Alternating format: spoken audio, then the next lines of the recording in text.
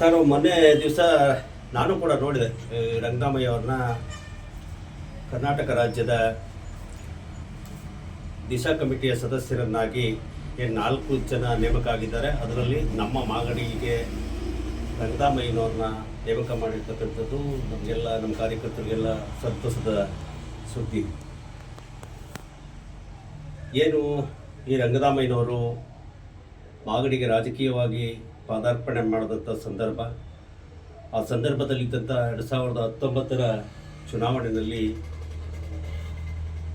Nice ರಸ್ತೆಯಲ್ಲಿ ನಡೆದಂಥ ಒಂದು ಕಾರ್ಯಕ್ರಮ ನಡೀತಲ್ಲಿ ಒಂದು ಕಾರ್ಯಕ್ರಮದ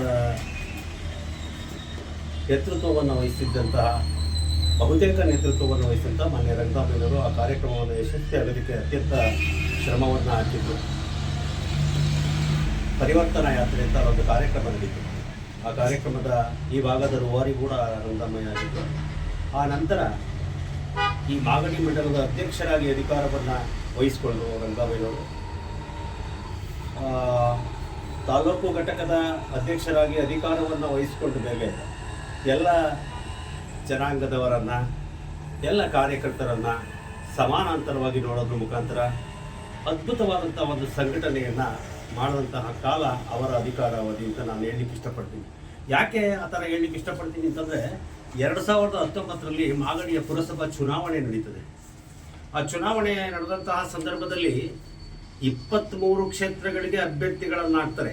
ಮಾನ್ಯ ನಮ್ಮ ಬೆಂಗಳೂರು ಮಹಾನಗರ ಪಾಲಿಕೆಯ ವಿರೋಧ ಪಕ್ಷದ ನಾಯಕರಾದಂಥ ಬಸವರಾಜಣ್ಣವರು ಮತ್ತು ರಂಗನಾಮಯ್ಯನವರು ಇಬ್ಬರು ಜೊತೆಯಾಗಿ ಅದ್ಭುತವಾದಂತಹ ಒಂದು ಚುನಾವಣೆಯನ್ನು ಮಾಡಿದಂಥ ಕಾಲ ಅದು. ನಮ್ಮ ಸ್ನೇಹಿತ ಜಯರಾಮ್ ಕೂಡ ಇದ್ದರು ಆ ಸಂದರ್ಭದಲ್ಲಿ.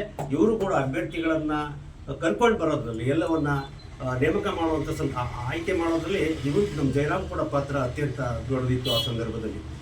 ಏನು ಈ ಬಸವರಾಜಣ್ಣ ಮತ್ತು ರಂಗನಾಮಯ್ಯ ಇಬ್ಬರು ಸೇರಿ ಈ ಪುರಸಭೆಯ ಚುನಾವಣೆಯನ್ನು ಮಾಡ್ತಾರೆ.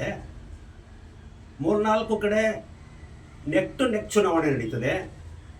ಒಂದು ಕ್ಷೇತ್ರವನ್ನು ನಾವು ಗೆಲ್ತೀವಿ, ನಮ್ಮ ಭಾರತೀಯ ಜನತಾ ಪಾರ್ಟಿ.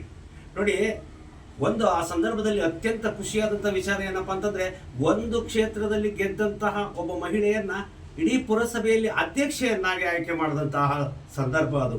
ಭಾಳ ಅದ್ಭುತವಾದಂತಹ ಸಂತೋಷವಾದಂತಹ ಕ್ಷಣ ಅದು. ಅಂತಹ ಎಲ್ಲ ಸೇವೆಯನ್ನು ಅವರು ಅಧ್ಯಕ್ಷರಾಗಿ ಉತ್ತಮ ಸಂಘಟನೆಯನ್ನು ಮಾಡಿದರು.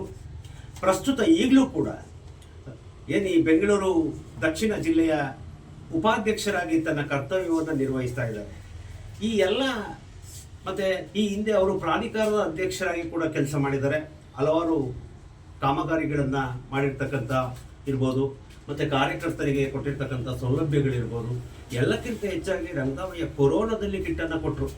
ಮಹಾಮಾರಿ ಏನು ಆವರಿಸ್ಕೊಂಡಿತ್ತೋ, ಆ ಮಹಾಮಾರಿ ಬಂದಂತಹ ಸಂದರ್ಭದಲ್ಲಿ ಬಡವರಿಗೆ ತರಕಾರಿ, ಆಹಾರದ ಕಿಟ್ಟು, ದಿನಸಿ ಪದಾರ್ಥಗಳನ್ನು ಕೊಟ್ಟಂತಹ ಕಾಲ ರಂಗನಾಮಯ್ಯನವರದೆಲ್ಲ ಮಾಡಿದರು. ಆ ಧಾರ್ಮಿಕ ಕಾರ್ಯಗಳನ್ನು ಅತಿ ಹೆಚ್ಚಿನ ರೀತಿಯಲ್ಲಿ ಮಾಡಿದಂತಹ ಏಕೈಕ ವ್ಯಕ್ತಿ ರಂಗನಾಮಯ್ಯ. ಬಿಡದಿನಲ್ಲಿ ಶ್ರೀನಿವಾಸ ಕಲ್ಯಾಣ, ಮಾಗಡಿನಲ್ಲಿ ಶ್ರೀನಿವಾಸ ಕಲ್ಯಾಣ, ಅಭೂತಪೂರ್ವವಾದಂತಹ ಅನ್ನದಾನವನ್ನು ಮಾಡಿದಂತಹ ಮಾನ್ಯ ರಂಗನಾಮಯ್ಯ. ಈ ಎಲ್ಲ ಸೇವೆಗಳನ್ನು ಪರಿಗಣಿಸಿದಂತಹ ನಮ್ಮ ಅತ್ಯಂತ ಜನಪ್ರಿಯ ನಾಯಕರಂಥ ಮೋದಿಯವರ ಕೇಂದ್ರ ಸರ್ಕಾರ ರಂಗನಾಮಯ್ಯನವರಿಗೆ ಏನು ರಾಜ್ಯ ದಿಶಾ ಸಮಿತಿಯ ಸದಸ್ಯರನ್ನಾಗಿ ನೇಮಕ ಮಾಡಿದ್ದಾರೆ. ಅದಕ್ಕೆ ನಾನು ಅಧ್ಯಕ್ಷ ಮತ್ತು ನಮ್ಮ ಮಾಗಡಿಯ ಮಂಡಲದ ಎಲ್ಲ ಪದಾಧಿಕಾರಿಗಳು ಮೋದಿಜಿಯವರಿಗೆ ಮತ್ತು ಕೇಂದ್ರ ಸರ್ಕಾರಕ್ಕೆ ಧನ್ಯವಾದಗಳನ್ನು ತಿಳಿಸ್ತೇವೆ. ಮತ್ತು ಏನು ಈ ದಿಶಾ ಕಮಿಟಿಯ ಸದಸ್ಯರಾಗಿ ನೇಮಕ ಆಗಿದ್ದಾರೆ, ಅವರಿಗೆ ರಂಗನಾಮಯ್ಯನವ್ರಿಗೆ ಅಭಿನಂದನೆಗಳನ್ನು ಸಲ್ಲಿಸ್ತೇವೆ ಸರ್.